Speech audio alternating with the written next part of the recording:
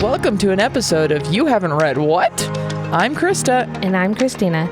Join us to explore unique genres, childhood favorites, and literary classics as we dive into each other's favorite reads. Where one of us is very familiar with the book, the other is reading for the very first time.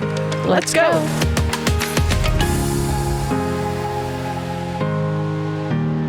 And Action! hello! Hi! Hello. We have our special guest, Zenobio, today. Woo! Everybody has heard of him because I comment a lot saying that I am not a big fan of Hermione and how much he is. You were pretty hard on my girl Hermione there. Yeah. I know. So we decided this would be a good week to have Zenobio join us, talk about book 3, movie 3, everything fun about Harry Potter, without spoilers for Christina, obviously.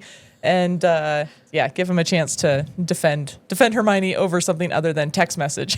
Right? Because I do comment about that quite a bit. I go, and Zenobia just messaged us this week about my commenting on Hermione. So to kind of start us off, Yeah. obviously the focus this week is the third movie. Yep. We watched it yesterday. But let's start off. Zenobio, introduce yourself. Obviously, you're a Potter fan. What house are you in? For those not on YouTube. So I'm a Gryffindor. I would say a pretty solid Gryffindor. If you wanted to do this split, it'd probably be like a Hufflepuff. That was gonna be my guess. I guess I could see that. Yep, 100%. You like snacks. Yeah, I like snacks. And I eat all the snacks. That's why you're a resident Hufflepuff. Right? But yeah. Yeah.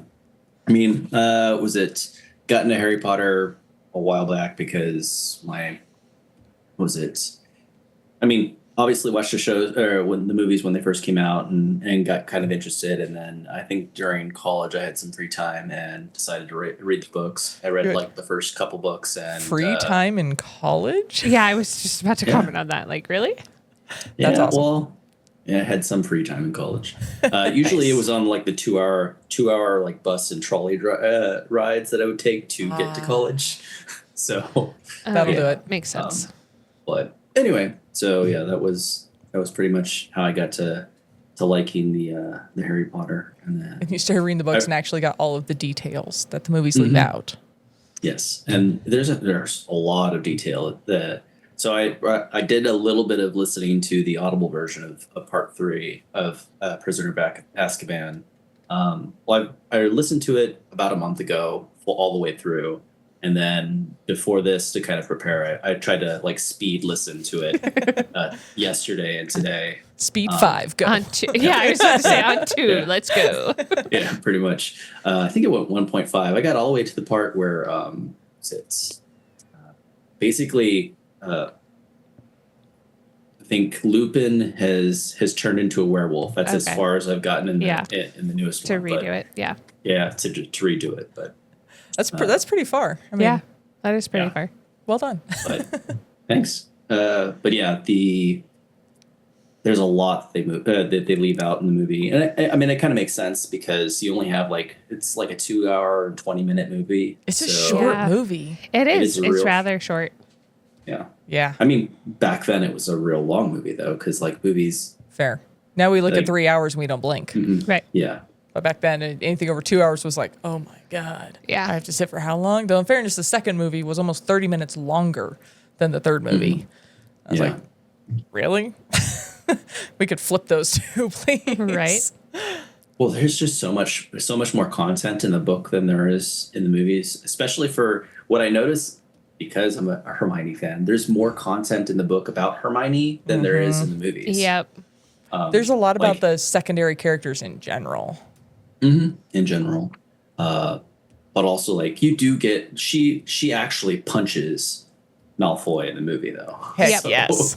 Heck yes. That was sweet. Yes. So, but that's kind of my introduction. We're excited to have you. Yeah, thank you. This will be fun. It's very late your time because we're in opposite coasts. Right. But we appreciate sort it. of. Yeah. I appreciate you, so. You appreciate Harry Potter, let's be real. Wow. Um, Well, and we've all known each other for a long time. So, like, it's kind of cool that we can do something all together, even though we're on different time zones and coasts and stuff. So, I think that's cool. Yeah. yeah. I was thinking back and I was like, when did I meet Snoopy? I was like, oh, I was pretty pregnant with my kiddo.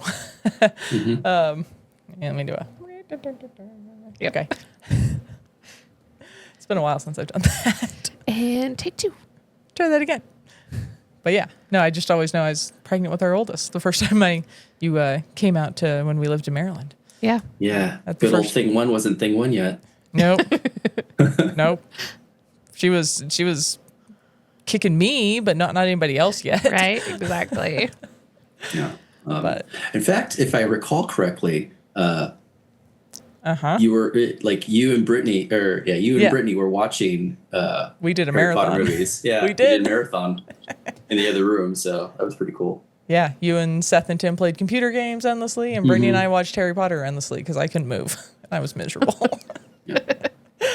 But oh well. It was Thanks. still fun. Yeah. So one other thing we thought we would reveal since we are on the third movie Yes. is I had Christina, she disappeared find my behind the camera there, figure out what her Patronus would be, since now we know what those are. So when we did her house quiz and all that stuff and wand, we couldn't do Patronus yet. Now we Nope. can. Yep. So I guess I'll start. Honestly, I'm not thrilled with mine. I kind of keep retaking the quiz and I keep getting equally unthrilling results. So Yeah. I just stick with it. I'm an otter, Oh. Okay. which is kind of cute, but Yeah. it's, I don't know, kind of just small and But like otters are really they're like cuddly. They're very family oriented. They're basically like the kitty of the ocean. they really are. Yeah. They are. Like cat videos are to the internet, what otter videos are to the internet. It's true. That's true. Yeah. Yeah. No, they're just kind of, I don't know. I guess I wanted something big, like, I don't, like a dog or a wolf or a bear or something, big. And it's this little otter. I'm like, oh, okay. Well, it's the fascination of our girls right now too, I because the know. teacher that Is the girls have, obsessed with otters. yep, is obsessed with otters, and so like specifically Water is obsessed with her otter. Yeah. But I'm sure next year it'll be something completely different. So Which is probably like right now is the most excited I've ever been to have an otter is because, Yeah. my kiddo's excited about Right. otters. I'm like, hey. But normally I'm like, yeah, look at "Meh." me. I can make a little otter with my little wand and the gray white smoke stuff. Wispy Yeah. smoke. Yeah. So, Christina, what's yours? Okay, I am a dapple gray mare. What is that? I have no idea. Is there a picture of it? Yeah, just It's a a horse, right? yeah. So Cool. So it's like I'm a gonna gray see horse. if I can. Hold it up. Yeah, that's pretty cool. No? It is cool. There we go. So, yeah, that's what mine See, I want is. something big like that. Oh well. I didn't understand it though, and Brittany was like, "That's actually kind of cool," and I was like, "Okay." Sure. And she's like, "I would probably be a cat." It was like, I But see, could she probably that. wouldn't be. Yeah, Has she Because- not taken hers yet? I don't know. We'll have to bug her. Yeah, We'll find out. Yeah. We'll follow up. yeah. Maybe we can get her to like post it or something. Yeah. But So, what's yours? I am a wolf. oh, I can see that. Man, I'm gonna go take the quiz again.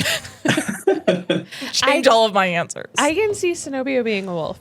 Your personality and everything. It makes sense. I can see it. Thank you, I suppose.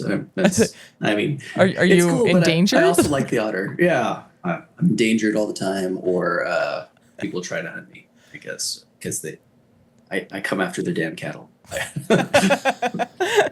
Well, I mean, it is delicious, but I see it in a different way. Like wolves are strong and they have a personality that is of protectiveness, and they actually do take care of other wolves, even if they're not their own wolf.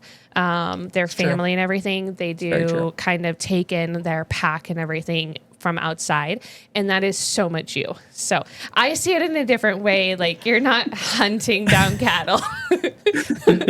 I mean, you do eat beef, but I do like a good steak sometimes. Yeah, I know, right? and was it Tim's very good at making meat. Oh, yeah, he is. Yeah. Yeah. We do a lot of good barbecue, especially now it's warming up. Right. Let's go barbecue more. Yeah. But Now that's above freezing, although it's supposed to snow again next weekend. So 90 today, snow on Saturday. I mean, okay. Yay. This is coming out Yay. in like June, July. Okay. something like It that. might still so be it's gonna be- snowing then. Who knows? Who knows at this point? You never know in Colorado. Apparently you never know in Maryland either, because it's like 48, I think, outside right now. Okay. It was like 35 earlier, or 30 in the high 30s earlier this week, and last week it was 80. Yeah. Oh, Today it's 80 here, basically, almost. we were pushing 90. Yeah. Yeah. We're going skiing tomorrow and for Bob's birthday. And We're going to go water skiing we're going to tomorrow. go water skiing essentially. It's not getting below freezing overnight tonight. Yeah. Up in Breckenridge. So it'll be like, it'll be interesting. It'll be slushy. Yeah. Good last day. Right? Crappy peanut butter Yeah. snow. Good last day. Good last day. All right. So, third movie. I pulled together some, air quotes here, interesting facts. So, it was released in the UK on May 31st and then on the US on June 4th, because I don't think we wanted to do a Memorial Day movie competition drop in 2004. And so, to make everyone feel real old, Oh, so they got closer together they when were 5 days apart. Yep. Okay, when they dropped. Yep. Okay. They got real close together. And then, just for reference, the second movie came out in 2002. So there's a 2-year gap here. So same as from 1 to 2, they rolled straight into filming 3 because they didn't want the kids to get too old. Right.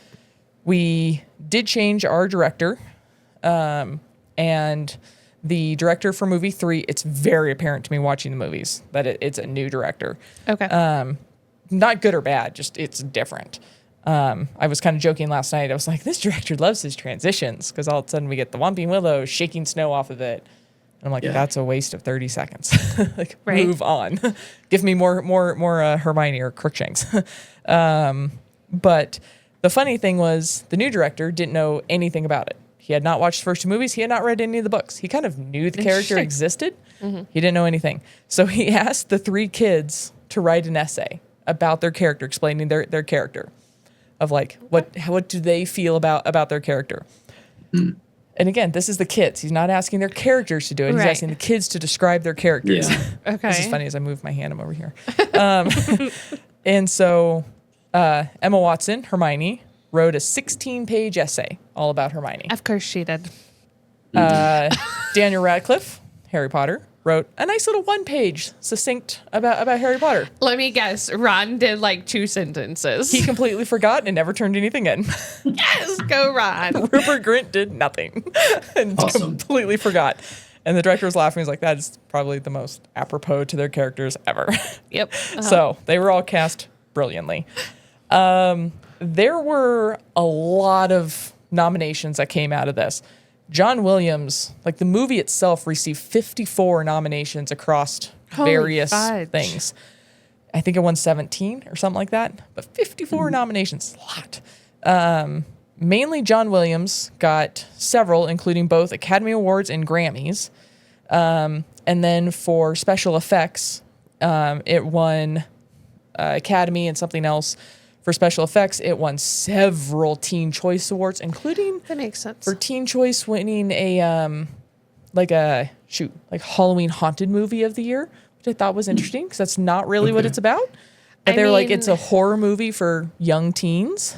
I guess if you count the book, Nope, this is just the movie. yeah, that's So I can kind of see it because it's shot werewolves. very much in a like there is a horror stylistic tone that the director sets like at the very beginning, like with the the the Dementors, and also in the changing of like even that changing scene where Lupin turns into a Oof. werewolf. It's like really drug out and It's very kind of Yeah. And it's also, so the movie also won, if I didn't say this, several visual effects, mostly Buckbeak, and then also Lupin turning into the werewolf. Interesting. Yeah. And even watching it last night, we were commenting. We're like, this CGI, this holds up. Like Yeah. it doesn't look 2004. Like, No. they did it right. doesn't look like the troll from the first movie. Ooh. Accurate. So yeah, I thought that was interesting. And again, we have a new Dumbledore. R.I.P. Richard Harris. Wands up. The first Dumbledore died in 2002 when the second movie came out. Okay. He died the same year. And apparently from his deathbed told the previous director, was like, you're not casting me for the next one, right? Like, even if some miracle happens and I'm still alive, like, please, for the love of God, cast somebody else. Right. Like, I'm not going to be up for it. So he left. He was like, that's basically the last thing he ever said to me. I was like, oh, that's sad. Yeah. So we have our new Dumbledore. There are opinions on that. We are not going to talk about till significantly later. So we need to see more of him. But they did intentionally change up Dumbledore's look. So he's not as, mainly in his dress, he's not as heavy. He does his robes and his beard hats and everything. All of his decorations. He's not as heavy. He's a little bit lighter because they intentionally were like, we're gonna mix this up a little bit. Right. You know, kind of in memory of previous Dumbledore, whatever. And then just because I always think this is fun, there were 4 brown rats, 2 Persian cats, and 2 dogs used to make this movie. The 2 Interesting. cats were named Crackerjack and Pumpkin, and the dogs were Cleode and Barry. Okay. I want to see somebody shouting for Barry. No rat names. I got no rat names, but Okay. there were 4 brown rats. Some of the rats that they showed were large. Rats are big. I mean, rats are pretty big. Yeah. Okay. That was my 4th grade pet, was a rat. I guess seriously? Yeah. Her name was Star. Okay. Figure it out. Don't look at me. I don't know. STARRATS. Oh, rats. Stars, Okay. rats backwards. I was like, don't look at me. I Our don't do 4th grade spelling. clats thought we were very clever in that. Just like Taco Cat. Exactly. Taco Cat and Cat Taco. Okay. Yeah, it's the same forward and backwards. Okay. Yeah. Race car. Yeah. You're right. I knew that one. There you I go. don't know the rest of them. I don't do spelling, math, or science. Come on. You do reading. All right. Yes. So As I throw my stuff. I'll start with the upside. Yeah. Christina, what was your favorite part of the movie? What do you think was best from movie to book? Buckbeak. I Stole think my he answer. was my favorite. Like the description of him in the book to the to what he is in the movie, definitely is very similar. Other than that, I have problems with this movie. So Before Go we ahead. get into that, Snowbia, what's your favorite book to movie bits? Yeah. So they skimmed over a lot, yep, and We'll Like- get to that. yes, I know. I want to say it's more along the lines of so what I did like about the movie are kind of like the things that they got nominated for or they won awards for. So like the sweeping scores, the environmental effects, the special effects that are still kind of germane or they still look good today. I think Trelawney actually was done very well as far as just the way she acted and the way she looked. She kind of really brought that character alive. But there was a lot missing, I would say. Yeah. Yeah. And your favorite? I agree. So Buckbeak is my top answer because Okay. I love Buckbeak. Not just I like him in the book, and then bringing him to life just made me actually appreciate him more. Right. Unlike most things, book to movie does the opposite, or Yeah. movie to book. But secondarily, I was gonna say the casting between Lupin, Sirius, Pettigrew, the little bit you see him, and Trelawney. I each one of those. I was like, you could not have cast anybody better. Love it, love all of them. Because Because Trelawney's just She looked like annoying the crab and from Moana. creepy and just like crap from She looked Moana. like the crab from Moana, all bejeweled and like Massive glasses. the glasses look a Massive. lot similar to like what my dad had as a kid. He had the bottom of the Coke bottles. They called them Coke bottle glasses. Like super Super thick, thick. make your eyeballs look really big. Like hers just look like that. Yeah. Like I don't know how she was actually seeing because that was definitely not a good prescription for her. No, that was impressive. And then Sirius, I think, is a kind of tour de force of crazy into kind of comforting uncle. Like he has to do this weird sweep as the character in the book does. And I thought Gary Oldman, he's in a lot of things that I really like, so I love him. Like See, I don't know if I know him or even Lupin. Like, I don't know if I know either of them. Now, Pettigrew, I knew, and I don't thought know he him. was perfectly like done. he's just But he's just immediately you see him and you're like, ooh, I don't like you. yeah, Like, well, ooh. and I recognized him, but I don't remember why I recognized him. I just do. But the other two, I don't. Yeah, they've both been in several things. I'd have to look it up. Yeah. Gary Oldman played Dracula in like the early 2000s Dracula. He was Gordon from Dark Knight. There you go. Yes, thank you. I don't know what that is. Batman. Nope. See. See, Trying we to need think a of some spin-off. others. What haven't you watched? What haven't you watched? I just recently saw a movie that had Lupin in it. I can't even think of the actor's name. I'd have to look it up. But yeah, and it took me a second staring at him. I was like, oh, and Gary Oldman is in Slow Horses. Slope horses? Slow Horses. It's a TV Apple TV drama. Yeah, we don't have that. Tim binged on a. You do? No, we don't. Then how did Bob watch Ted Lasso? Oh, I have no idea. Apple TV. Oh, Yeah. I have no idea. Anyway, yeah. So Gary Oldman's in that now, and oof, you don't like him. So it's a weird twist for me. I'm like, but yeah. So yeah, casting across the board, phenomenal.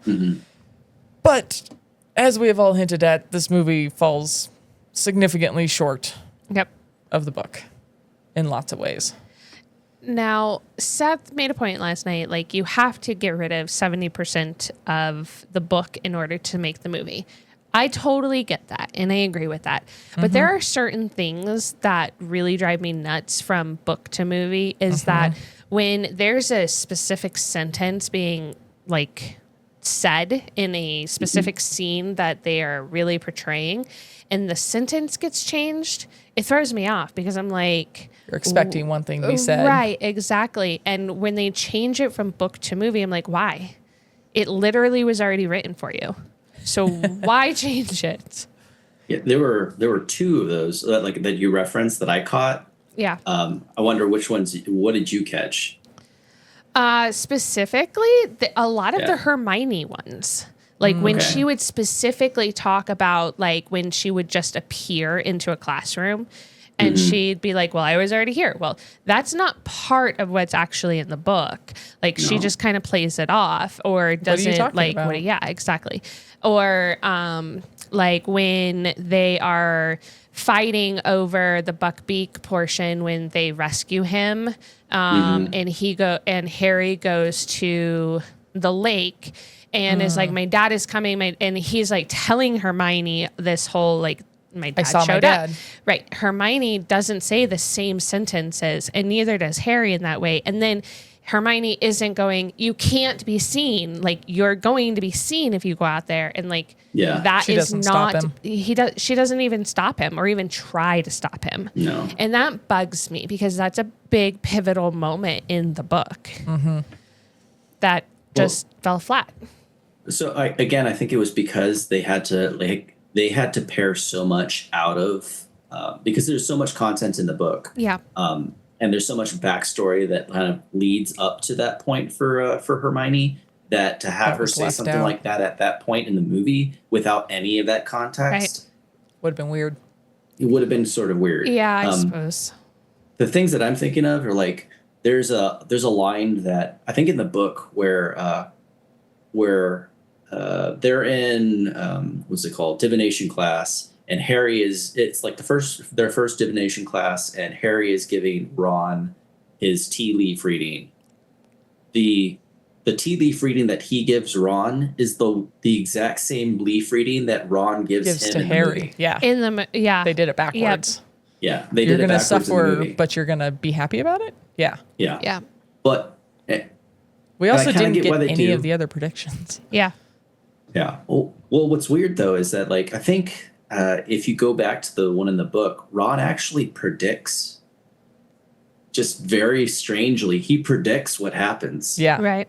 Yeah. We talked about that in the final episode. I went back to all those and I like read through them. Yeah. I think he also predicts other things we can't talk about yet, but yeah. He predicts a couple of things we can't talk about, but like that kind of in the book that gives Ron a different flavor. In the movie, he's just kind of like, I'm the goofy character.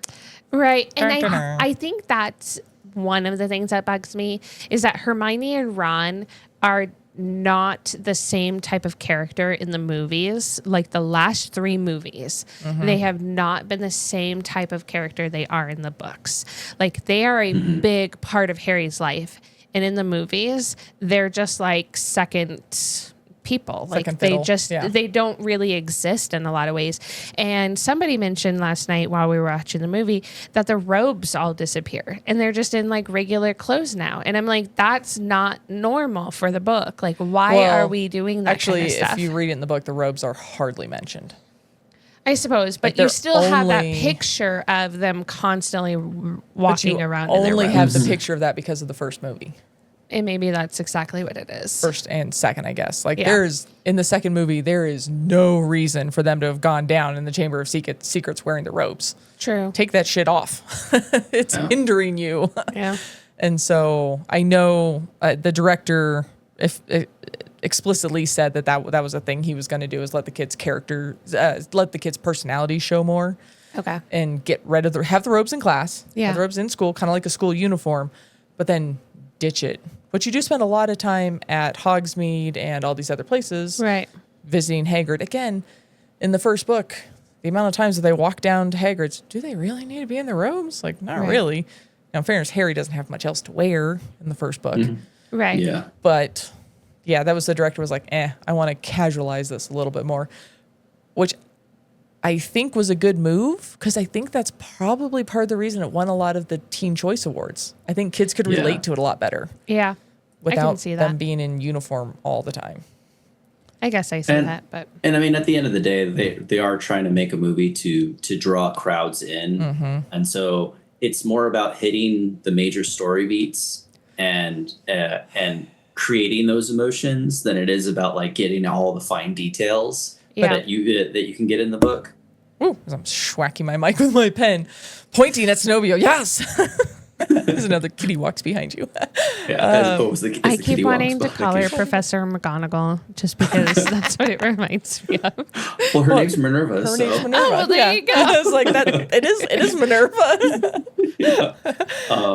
But the second one that they did was Sirius in the movie. He gives you really are the brightest witch of your age, but it's Remus in the That book. actually says it in the book. Yep. Yeah, and Remus has a lot more context to be able to say that, to make it ground it more fully. Yep. because he's actually worked with her through that through the entire school year. Yeah. Yeah, they Whereas Sirius both is just say like it. They some both dude. say it in the movie. Yeah.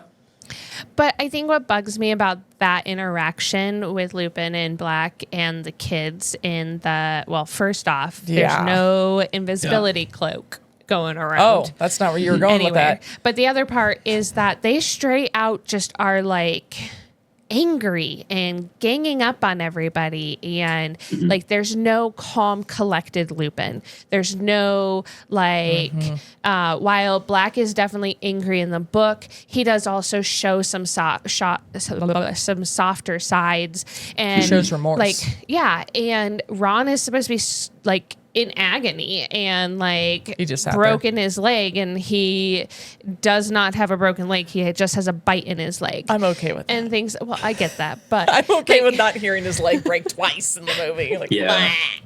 But there's just like those certain things that I just feel like would have made the story more connected when it came to it, because Lupin is supposed to be this like calm guy who just is like trying to shepherd Harry into what he believes his dad and his mom would have wanted. And not only that, but he talks about Lily a lot. Whereas in the book, there's no mention of that, Lily. that Lupin Yeah. even knows Lily. Whereas, like, he's James's best friend. Like, Yeah. that makes sense. But the fact that he talks a lot about Lily and then references his dad at the, like, very end of that what, conversation what is happened super between you and Lily? weird. Exactly. It made it sound like they were a thing Yeah. and whatnot, like in the movie. And so I don't know. There's just a lot of parts for the characters that bug me, because like Lupin is supposed to be, like I said, like that calm guy. And Black is supposed to be really angry, but also like really remorseful on like feeling like he is the one that betrayed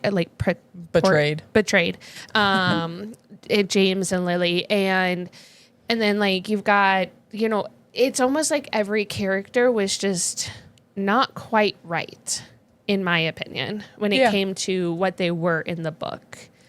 Well, and that's the core of this book.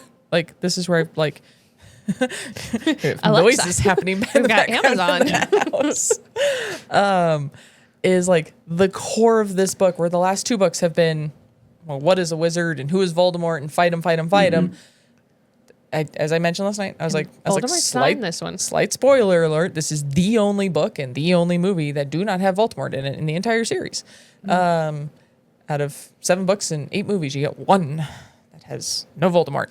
So the whole basis, the whole point of this movie is building up Harry's backstory, learning a little bit more about his parents, learning a little bit more about what happened, and building connections to new characters that will, like, as building up his relationships, I'm going to say, of people that will then eventually help him fight Voldemort again and again and again, whatever. Where you totally missed in the movie, like Christine just said, how connected Lupin and James were. And it's never mentioned that they were all animaguses illegally for him. Yeah. Like, completely illegally. Could have gone to Azkaban for their friend. Yeah. Like, that's a big deal. Also, the names of the maps were never explained. That really bugs me. The fact that Harry has the same Patronus as his dad, again, is a huge connection. Yeah. That's, like, again, would have been one sentence to say. Well, get rid of the damn Whopping Willow taking out the bird. But and put that in the sentence movie, you don't actually really see what the Patronus is. You only Like, see it from when Harry's down by the lake. But it's not a full stag. I know. It's like this weird wisp of like some sort of something coming out, but it's not the full stag that it's supposed to be. You lose that connection. You do lose it. Yeah. Harry gets with his dad. Yeah, for sure. And I mean, I could nitpick this movie like galore. but it's But- to me it's the big connections that are missed. Yep. And also the fact that Black almost killed Snape. Like, Black set Snape up to die Yeah. is not explained well. It's briefly mentioned in one little shout. That's a big freaking deal for all of these characters. Well, and you don't that explains get Snape's hatred. You don't get this Snape yelling at everybody at the end when they find out Black is missing. Yeah. That was the so- best part of the book. Like at the that's very true. end there. But that's also like that's also one of the things that that you meant, that like Snape has a very visceral hatred Yep. Yeah. of But Lupin, you don't get that. and you can feel it in the book. And in the movie, it's just like, It's not "Nah, there." I don't like him. Yeah. Yeah. It's that same shrug of he stole my job. Well, Like, and, Yeah, but pretty much. like with Snape, like you've been saying, like he's kind of non-existent in some ways, and in the movie they really portray it that way, where He's like there's really no non-existent. conversation with him and Dumbledore about how like angry he is. There's no like the like it's kind of mentioned at the end when Lupin decides to leave that that it was spilt, like that he was a werewolf or whatever. But it's like so glossed over, and then you don't hear the end portion when they find out Black is gone and all of that stuff. And so it's kind of that all the relationships fell flat. Yeah. And like was it the only time you actually see Snape in the movie like viscerally like show emotion. Dislike or hatred in motion is at the shack. Yeah, and that's when he's in the room with the other the two individuals, and he's like, "I'm going to get you," and all I have to do is let the Dementors eat your soul. That's it. Right, and then I'm done. And he's supposed to be knocked out, and you don't really see that like portrayed necessarily. I mean, he's like unconscious on the bed. He gets thrown into the bed or whatever, and the bed falls on him, but you don't really see that he's knocked out. You see him laying back there. Do you? Yeah. I must have missed that. I must have been you writing something. His leg hanging off the bed in the background. I will say, maybe unpopular opinion here, I think it is a better character portrayal that only Harry takes him out instead of all three of them. I think that is more in line with their characters than in the book. I can see that. Yeah, because Hermione does try to stop him when he goes after Snape in the movie. In the book, they all three do it. They all three blast him. Yep. I'm going to disagree because I'm going to disagree thematically, because what I see in the books is there's a theme that I've seen, at least that won't spoil the rest of it, but has been established over the last 3 books at least, which is like a friendship over individualism, or individual like friendship safety / community over collective, or over like exceptionalism. And in the book, they're all trying, they all immediately make a snap decision because Snape is going to essentially make a decision that's irrevocable. Yeah. And as you know, is incorrect at that point. Correct. And everybody in the room knows it's incorrect. Except for him. And for the sake of Harry, his best friends and him act at the same time. And that's why the Expelliarmus throws him across the room. Right. It's not because Harry's just so fueled with rage that he yeets him into the wall. Yeah. He yeets. There's a lot of that establishment in the books where it's like, Harry, you have to rely on the people around you. You can't be you can't be alone on an island. Right. You're a man, or you're a person, and yes, you're powerful. Yes, you have skills, but you rely on your community.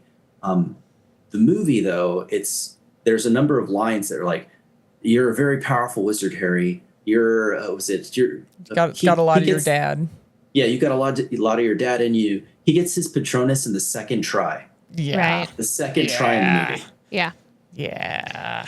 And I guess there's certain things like that where, like, in the movie, you don't see as much of the conflict between Harry, Hermione, and Ron. Oh, the Ron Hermione conflict is non-existent. It's non-existent in the movie. Until it needs to be there. for 5 seconds. Yeah, it's just like when they Scabbers again. Like they yell at each other for a second, but that's about it. Yeah. And I think that's a big part of the book throughout the entire 3rd book, is that like what's actually going on with their friendship and everything. And I've said it multiple times, like it's weird to me that Harry just trusts these Hermione and Ron, but then in the book, in book 3, like he's kind of the middleman who's not really siding on either side, but yet at the same time, he's kind of siding with Ron a little bit more than Hermione. But then all of a sudden they're all like best friends again, and like they take out Snape and whatnot in the book. But then in the movie, it's like I said earlier, it's like you just don't see Ron and Hermione in the same light as you do with Harry from the books. Like they're just like wallflowers at that point. They're just like sidekicks. Non-existent. Yeah, exactly. And I don't understand that. Until, Hermione punches Malfoy.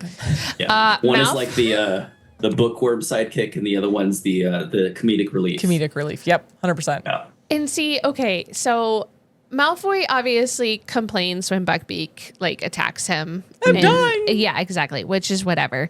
That made sense. Don't but go to the light. The way that he cowered with Hermione in The Rock with the movie, I loved it. Obviously, that was not part of the book, but I absolutely loved the fact that Do it 5 he more literally times. looked like he was like cowering and afraid of her, and like gonna basically poop his pants and whatnot. But like he obviously doesn't, and then he runs away, and it just makes me laugh because that part isn't really portrayed in the book, and it was just like a comic type of thing for them for the movie. I love it. But it's perfect because like she gets to punch the guy and be done with it. So if they had only taken a couple more, like a couple less of those Whompy Willow shots, maybe they could have gotten more like actual relationship building in there. Right? yeah. That's what I'm saying. Get rid of the transitions. Stop the whomping the willow, killing the poor birds.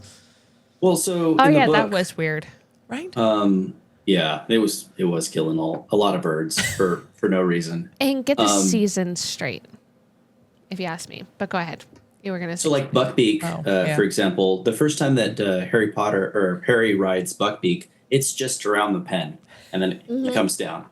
I But even in this, mentioned that. but in the movie, it's like he just goes off into the sunset, and he's like on there for like 15 minutes, whooping and hollering, and then he comes back. He's like, "Oh God, it's awesome!" Yep. Well, there goes all of your visual effects awards. But But that's like a good 3 to 5 minutes. They could have been, It's a investing long somewhere time. else. Yeah. it's a long time. Now, I'm like, I enjoy the visual effects of it. Yes. But either, add that 5 minutes back onto to the end of the movie or do it quicker. Swoop out over the lake and come back. Don't. Yeah. Now, can we talk about the Shrieking Shack? Yeah, Because figured we'd get there eventually. It was not as destroyed as like crazy looking as they kind of portray it. That's not where I thought you were going with that. Okay. In the book. And the fact that like it doesn't look like a werewolf was in there trying to eat, the wood and all of these things and trying to like hurt himself, because that's what happens in the book. Like it just was an old house. It's and just then an abandoned house. Yeah. right. And then when they decide to go to Hogsmeade, like Harry goes to Hogsmeade or whatever, and he's got the cloak. The seasons bug me because it's supposed to be muddy. He is supposed to be seen by Malfoy, and that doesn't happen. And like, I'm kind of like, get the seasons straight. Like, he's not supposed to be in snow, seeing footprints. He's supposed to be flinging mud at people. And then he's also supposed to be seen. And that's when Snape is supposed to stop him and take the map, not in the middle of the dark. And also, Harry's not supposed to know who Peter Pettigrew is and not see him on the map. Okay. Like, there's so many things. Let me pump the brakes real quick here because I'm going to backtrack one thing that I'm a little surprised you haven't pointed out yet. Okay. In the book, the Shrieking Shack is only haunted because of Lupin. Yes. It actually moves and makes sound in the movie by itself. See, I didn't notice that, I guess, because... Oh, it squeaks and the door's moving and everything's... Like, it's Yeah. actually haunted in the movie. It's and actually see, I moving. didn't notice that over the fact that that drives me Lupin nuts. is literally, like, yelling and being, like, an a-hole, whereas that's not his character. And I think that's where I was getting stuck when we were in the shack. And the fact that there's no invisibility cloak, because that's how Snape is supposed to show up. I don't and- mind that because I hate how stupid Harry is with the invisibility cloak. Well, yeah, I'm okay getting we've rid had of that conversation on more than one occasion at this point. Why did you leave it? Stop leaving your damn cloak around. Right? Because the 13-year-old kids, they leave shit everywhere. I do. I mean, my 6-year-old does too, so. Socks. Dude, Socks. Water took off one sock in the vehicle and left it in there for 4 days. And I'm like, why? Like, why? Okay, but anyways. Thing one had soccer today and took off her socks and her shin guards and everything in the car. And Tim goes, "Oh God, put those back on." Like, we could smell it from the front. He's like, "It smells like Cheetos and feet." Cheetos. Because that was their after soccer snack was Cheetos. He's like, "It smells like Cheetos and feet up here." Oh, we my gosh. Kid, get your that's socks awesome. back on. Your feet smell so bad. That's amazing. Anyway, there's your comic relief. Yeah. So the Shrieking Shack is not supposed to actually be haunted, Yeah, no. No. but it is in the movie. And secondly, I was going to do in general, because I can't decide. I can. How do we feel about Harry seeing Peter Pettigrew instead of Lupin? So I think it goes back to the movie is establishing that Harry Potter is an exceptional person, exceptional character, and as He's opposed the god to like of the wizards. yeah, pretty much like he's Wizard Jesus. Or let me make a reference here, Snowbio again, saying, "But I am the chosen one." Yeah, but I am the chosen one. You'll get that in another movie. It's fine. so like in the books, or at least so far in the books, again, it's very much about Harry finding his community, finding the people and the family that's going to carry him through the end of this series. This quest, whatever it is. Yeah, and the movies, or at least this movie,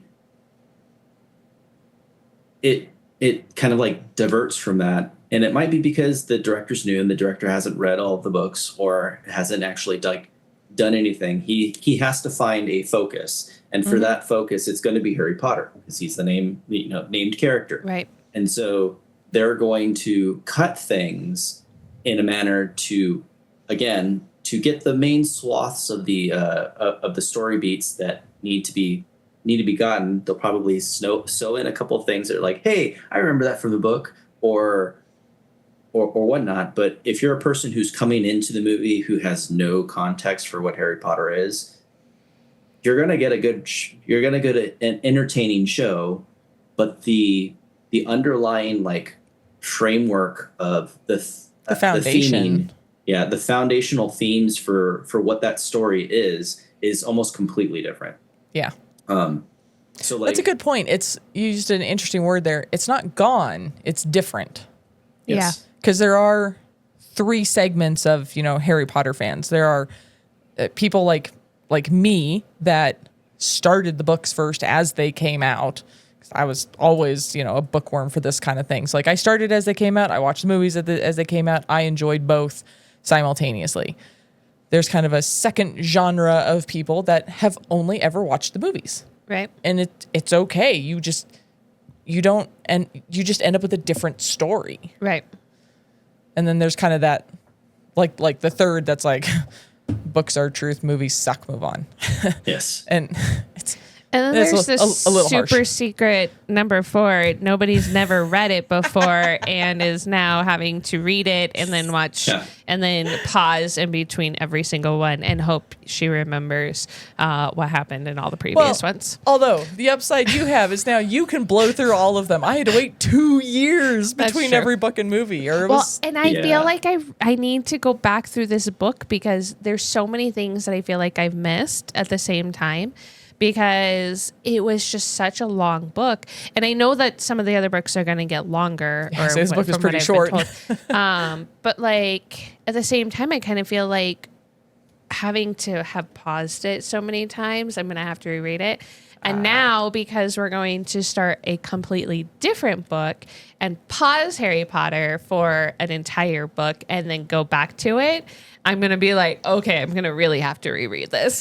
This is kind of the nice thing now, at least. I've read the books enough times that now I can just watch the movie and go, that's right, they forgot about these 13 things. Right. And just watch the movie again and like be refreshed of everything. Of what happened, yeah. But yeah, I just thought that was a good word, Zenobia. That was like you were saying, like they left the foundation, and in my head I was going, yeah, they just left it off. And it's like, no, they made it different. Yeah, they made it different. That's a really they good made point. it more movie. Like, No, so the definitely. foundation is For sure. great for the book, and then the foundation for the movies are like the foundation It's not for bad. the movie specific. It's just different. Yep. Yeah. And then who was it? So some of the other differences, like the stylistic differences that make it more, or that make the meaning of this of what you're trying to convey different, like completely different, is so Remus is the one that pulls the information out of Harry. he asks Harry, "Hey, is there something wrong?" And Harry has that moment of, "No, I'm not going to tell him the truth." In the books, "No, Yep. I'm not going to tell him the Yep. truth." And then he just blurts out, "Hey, why did you not let me face off against the boggart?" Right. And so Harry shows this. He there's been a couple times in the past couple books where Harry has an opportunity to tell the truth and be vulnerable, and he doesn't. Because most notably with Dumbledore in the second movie. Yeah. yep, Because I just rewatched that one, and just finished the second book. She loved it. So we watched the movie, and that scene where Dumbledore asks, "Is there anything else you want to tell me?" When he's been hearing voices. Yeah. And he says no. Yeah. Whereas that changes and we with all Lupin. know. And we all know. And then was it in the book? Lupin goes, "Hey, is there anything? Is there something that's wrong?" And Harry decides to be vulnerable, and Remus and Harry have that moment that brings them actually closer together. Yeah. It's one of those things that's important for relationship building. But in the movie, Harry is the one that pokes Remus and says, "Hey, why didn't you let me deal with the boggart myself?" Yeah. That's different. Puts him on the forward foot. Well, Correct. again, And- it's a movie based on Harry Potter. So they're going to make him be the one that's more assertive, the one that's going to be more not a 13-year-old boy who's trying to find his footing and everything like that. Like he's literally going to be that person that's going to be able to just stand up for himself and do all of these things and whatnot. Whereas in the book, you do see that like relationship, like you're saying, and Well, also there's that growth, right? Right. So like Harry isn't intrinsically that way. Right. He grows into this person, well, and which is more important. well, and Yeah. see, I wonder if it's because of who Remus Lupin is, like as in being a best friend to his dad, and and being a best friend to Black and that kind of thing. And I almost wonder if that's why he feels he can trust Lupin as much, is because his dad did something illegal to be with Lupin to help him. And you kind of see that building of that character and that relationship and everything in the same way that you would if you were at school together as a best friend and not necessarily just as a mentor. And I do think that Harry sees Lupin as a mentor because he is trying to help Harry to figure out the Patronus and to protect himself, but also to show him that he is a strong person and that he can do things. And he is, while he is a lot like his parents, he's also himself, and he gets to portray that and be that. Whereas in the movie, you don't necessarily see that character build. You just get the bam, Harry Potter is king of everything. yeah. Well, and there's a great line, and this is not a scene by any means. I'm disappointed that they left out. I'm totally okay with it. But there's a great line that Snape makes a comment to the Minister of Magic and says, "Shouldn't these kids be expelled?" And the minister says, "Well, when it comes to Harry Potter, we have all got a little bit of a blind spot, don't we?" And of course, he's saying it from a different aspect. Yeah. But then you kind of think of all the people who interact with Harry, especially adults. Lupin has a little bit of a blind spot to Harry because of his dad. He sees his dad, Yep. and he wants to be. You get that when they're doing the Patronus together, of him pushing him because he knows he can do it, but also hesitant and pulling back because he wants to protect. He wants to protect him. Yep. Yeah. He feels like he has to protect his best friend's son, but he doesn't really know how to. So that's kind of his blind spot, is he doesn't see Harry's faults. I mean, he's a kid. We all have faults. People have faults. That's true. And he doesn't see them. He has the blind spot of James was my best friend and did all these things for me. Therefore, I owe Harry. Kind of Kind of Snape, but in a different way. right. But it's kind of that they've all got a weird blind spot with Harry Yeah. that is non-existent in the movies. Yes, that's non-existent in the movies. But I think at the same time, if it was in the movies, it would portray the whole character arc to be something significantly completely different. Because Harry's supposed to be the end-all be-all character in the movies, because that foundation is going to be like, those are the movies are more not necessarily based on the books because they're trying to capture the people that don't want to read it or not like they're not going to read the Harry Potter books and everything, or even the people that do read them, but they're just giving a different them visualizations of the highlights of the book, right, basically. exactly. So I think that's it from my perspective, it's kind of like it's an interesting so the way that humanity tells stories is to kind of like convey morals and opinions to other people that they can then like ingest, think about, and then move forward with. So when I see a disparity or a difference in like all movie is just a different storytelling method. It's another medium. Yeah. Yeah, it's just another medium. So music, movies, paintings, books. Yep. You could, I mean, from that perspective, you could tell the same thematic story and just like edit it down to a point where you're telling the same story as the book told. You're just doing it with less content. For me, it's interesting that wasn't done here. And it probably wasn't intentional. It was probably reflective of like the people who were making that movie, what they thought would make money off of that story. But what you have are two different, essentially moral bases that get put forward from reading the book versus from seeing the movie. From seeing the movie very much says you are born or you have intrinsic qualities that make you great or not great. And skills. Yeah. Yep. The books are more along the lines of like, yes, you can be born into a position of a better position, but you can still develop even outside of that. I mean, look at Neville, right? Right. So like it's very interesting. And then I think the other point that I thought of that's a difference in the book is that the kids still go, or the trio go to particular adults for mentoring information. Like Hagrid is a mentor figure. Right. And when they're having their spat in the book, Hagrid is the one that comes in and goes, "Hey guys, I know you're having a row with Hermione, but she's taking it real hard, and I would think that you guys would just, would suck it up, and I thought you guys were better friends than to let a rat or something break up your friendship." It took Hagrid to bring Ron and Harry back to Hermione's table. Right. And P.S. she's the only one helping me try to save Buckbeak. Yep. And she's been doing all this while you guys are, worrying about a firebolt. Yep. It's a broom. Don't get started. I'm not going to. We don't have time. Yeah. At the end of the movie, she looked at me. She's like, "He gets the broom now." I was like, "Wait, what?" And we don't get to see Ron's new owl. Question for you. Oh yeah. I totally forgot about the new owl.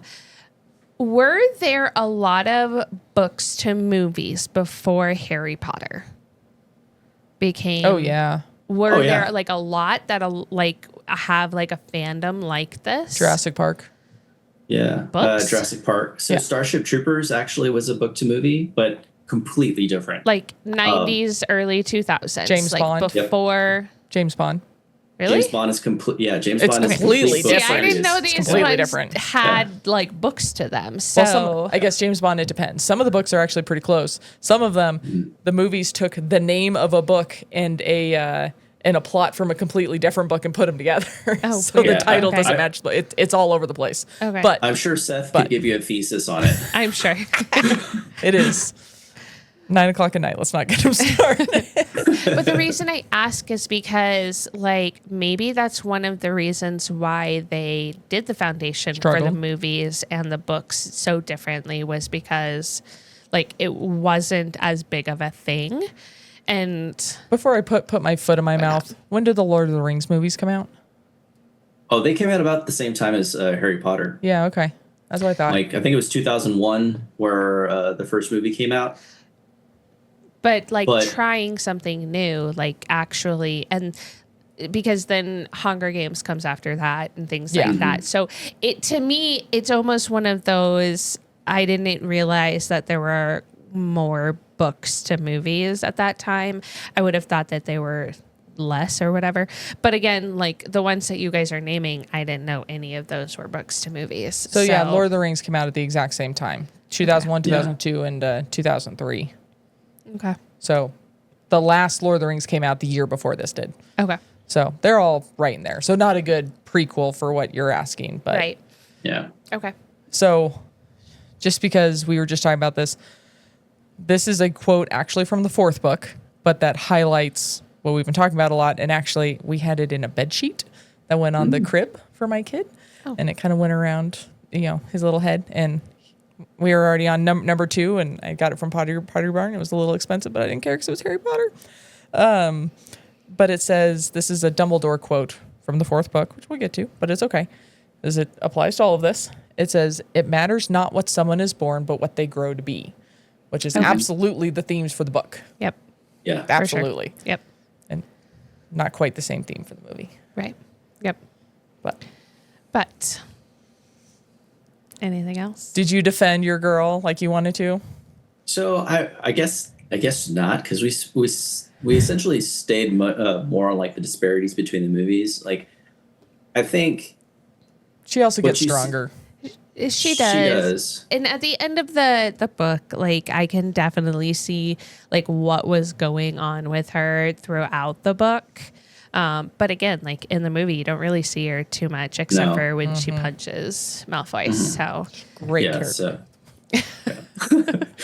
Yeah. So I mean, like in the book, you kind of see she obviously is sort of a bit of a bookworm, and like you only get so much background information for Hermione. yeah. Like she's the single child of 2 dentists, and they love her.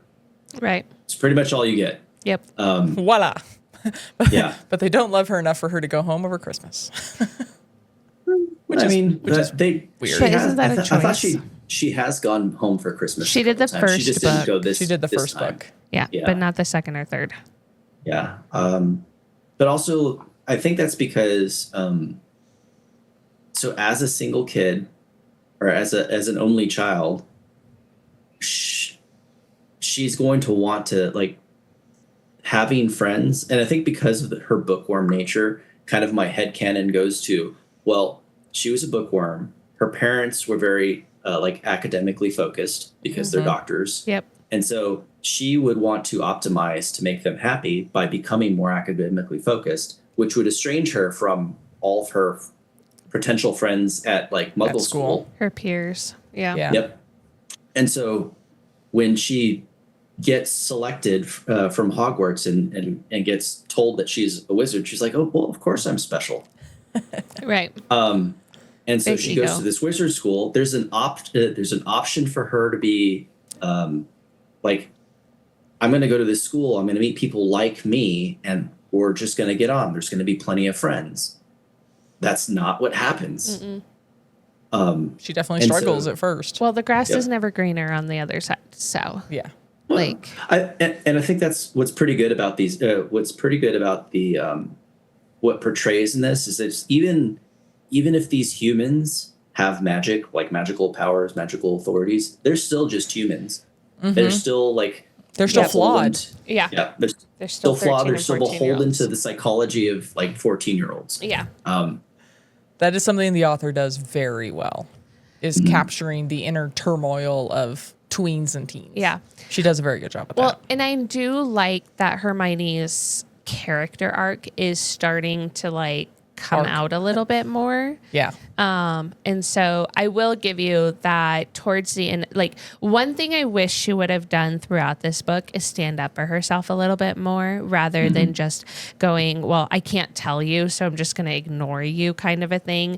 But yeah, I'm going to fight over this cat that could have actually killed your rat and not apologize and not and just be super stubborn in that way. Her pride gets in the way.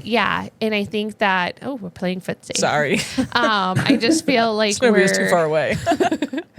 like her character arc is finally coming through a little bit more, but I think that she's a little too egoed and too smart, and she gets into her own way a lot. But then at the same time, Ron and Harry also have a lot of those character flaws, and Ron and Hermione just are gonna butt heads.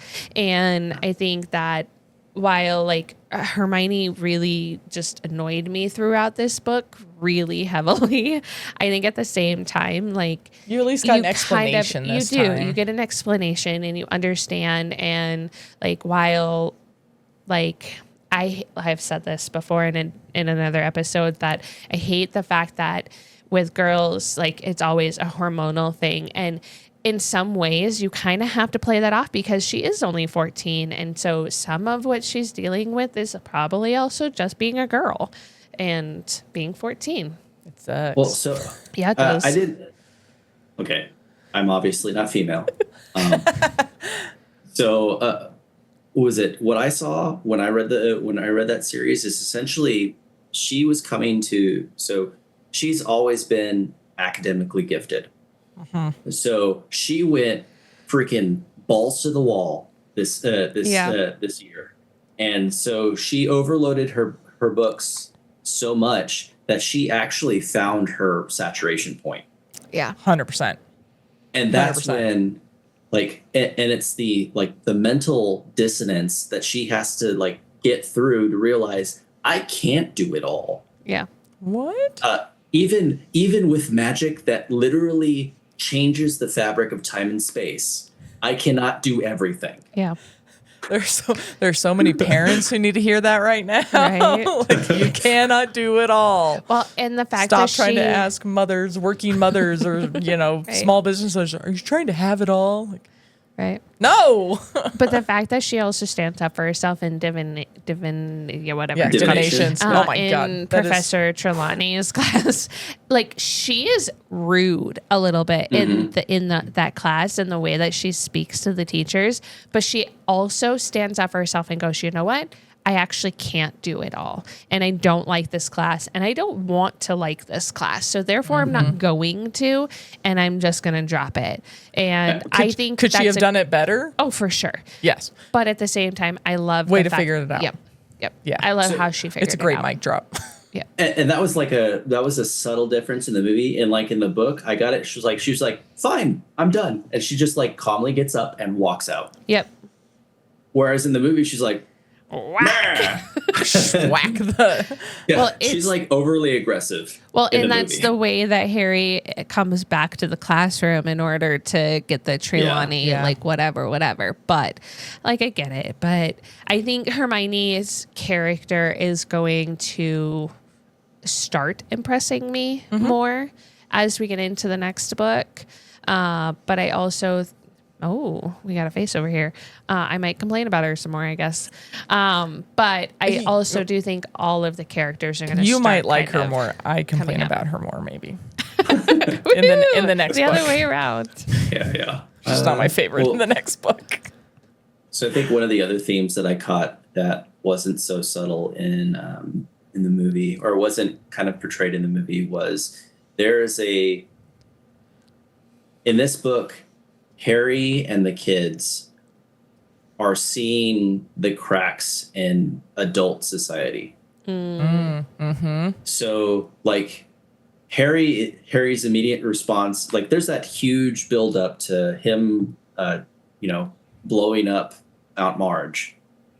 And he's like, I'm going to get expelled. I'm going to get expelled because I'm going to have to go on a lam. I'm going to have to become an underground wizard. And that's a society. There's a series I want HBO. Yeah. There's not a remake. There are rules. I broke the rules. I am now an outlaw. Let's go. I mean, come on, Hedwig. Technically, in the movie, he broke the rules before he blew up Aunt Marge. But he definitely did because he was using Lumos. Yeah. Let's. Yeah. Ignore that one. But That's bad. Yeah. Yeah. He was actually using magic. He wasn't like accidentally using magic. Right. He actually used magic in the movie. Yep. But in the book, like he talks to was it Cornelius, you know, and Cornelius is like, oh, I'm just gonna wave that away. It's fine. Like, Yeah. it's fine. And the Situation reason why, normal. yeah, and that's like the first hint to Harry of like, okay, so there's rules and laws and they apply. And last year they applied to me. Right. They don't apply to me this year. Why is that? Right. And so there's that bit of a crack, and then later on there's more cracking when it comes to, you know, we know that Malfoy is an utter git, and like he is actively trying to ruin Hagrid's life. Right. And he's able to do it because human, like, adults won't stand up for Right. what's right. Oh, this is ringing a little too true right now. Yeah. So like, But there's a slight degrading and a growing disillusionment that's happening. So there's a subtle loss of innocence in this book that doesn't really occur in the movie. right. Yeah. And that is a nice, as much as I hate the second book, it is a nice segue from the second book that you kind of start to get that with finding out that Hagrid was actually innocent. Right. And then the third book comes along, you just lean into that really hard. Right. Of no, this dude was actually innocent and is basically on death row. Yeah. And then like in the description of like the book or how Sirius gets put into Azkaban, like anybody would be like, okay, so he killed all these people. He's very powerful. He's really scary. And he just stood there. He just Yeah. turned himself in, basically. Yeah. He just stood there and walked, just was like, okay, sure, I'll give up. Yep. And then spent 12 years in Azkaban. Yeah. Yeah. Lots of flaws in society. Adults aren't perfect. Yeah. We like I to pretend mean- for our kids we are. Right. They are asleep. They cannot hear us. Nope. But adults aren't perfect. But yeah. Cool. Well, we have run way over, but that's okay. Yeah. We knew we were Technically, going we're a to. couple minutes off of that thing because we had a couple of Yeah. other Goofs. thingies going. We have some good outtakes. Don't worry about Yep. it. But Well, it was a pleasure being on. we appreciate you coming Yeah. on, and thank you for listening because I mean, we've been enjoying this. And We're having so, fun. Yeah. We'll have to have like everyone at the end all Yeah. guest together. We'll have like little. Little. We'll look like the Little Brady bubbles. Bunch of little I was just headshots saying across that. the screen. It's the Brady Bunch. We'll have everyone on to Yeah. summarize the whole series for us. Yeah, So for We'll sure. just do like an on-site. That'll be the one where everybody travels to you. Yeah, Yes. that'd be fun. Yeah. Our tech. Bob is standing up saying, please no. I think he's on board with the everyone fly here. Yep. Or you know what? Yeah, The new Harry Potter store in Chicago just opened. We can pack up all this gear. Let's all meet in Heck Chicago. Yes. I mean, Yeah. There's one Yeah. in New York too. I've been and to it's that got one. Yeah. a really good. large Barnes and Noble there. But anyways. Anyway, Okay. So reminder, yes. next week.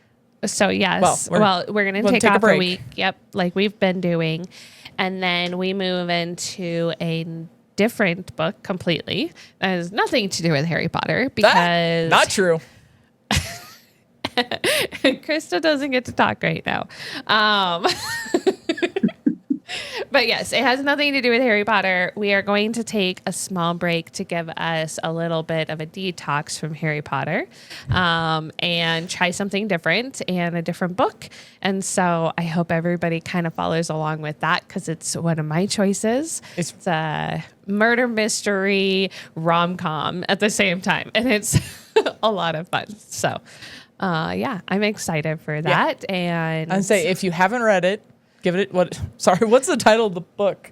There's no coming back, no coming from, back this, from this. By Anne Garvin. I text Christina because we're preparing to start recording that. Yep. I text Christina early this week. I was like, this book is extremely good, and I'm gonna have a really hard time stopping. Yeah. So if you're not familiar with it, go get it. Yep. It's funny. Read the first 4 chapters. If you have Kindle, you can listen to it. But yeah, so It's really good. It's great. I'm really enjoying it. But It's not my genre, and I'm enjoying it. So. We're Give going it to a take chance. a small pause. It's going to be about 8 to 9 weeks, just like the Harry Potter ones. And we're going to, because there isn't a movie for it, we're going to pick, I'm picking a random movie that will kind of go with it. And I told her, please don't pick Saw 2 after this. Is not it's got to kind of go together. So Krista doesn't know the movie. I won't be telling or sharing it with her, but yeah, I'm excited. So I don't go watch it? Yeah, exactly. But yeah, I'm excited. So come join us in 2 weeks. Just as a note too, the movie, like she may or may not already know the movie, like as far as like she may or may not have already read it or watched it or whatever it's called. But yeah, so anyways, we're gonna have some fun. Yeah, and thank you so much for joining us, Zenobio. It's super late. We appreciate it, but it's been a pleasure. It's been fun. Okay, yeah. We'll see you guys next time.